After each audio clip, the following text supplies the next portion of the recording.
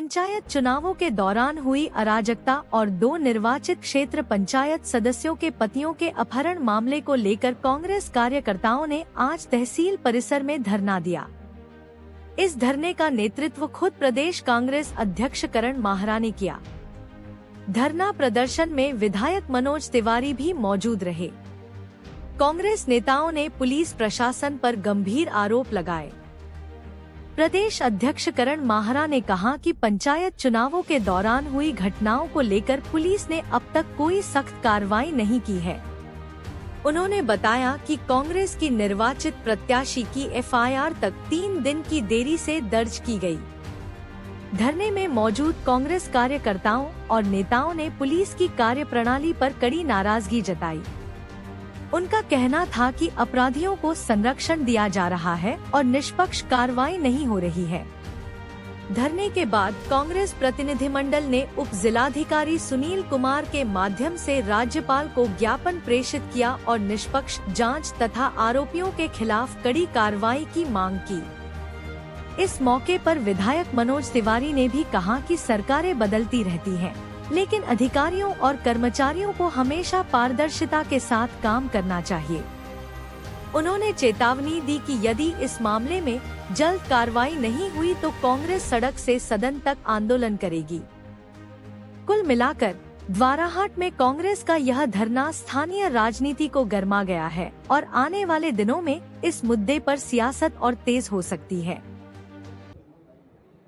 ये बताने आए हैं कि गलत हुआ है।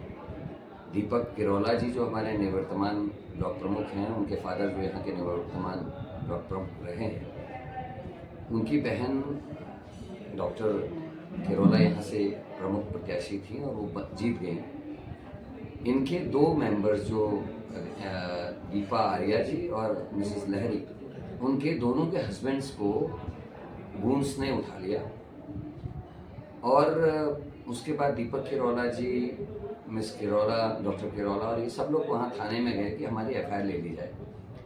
उन्होंने कहा जी आप अल्मोड़ा रानीखेत चाहिए।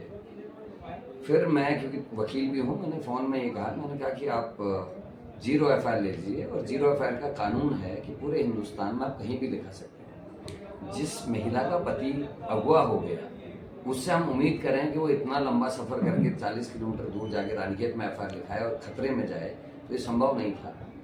लेकिन दरोगा जी जो थे यहाँ के दौरान, उन्होंने हमारी बात सुनने से इनकार किया और उससे जो है लोग उद्वेलित हुए और उन्होंने कहा भाई अगर नहीं हुआ हम तो प्रदर्शन करेंगे यहाँ।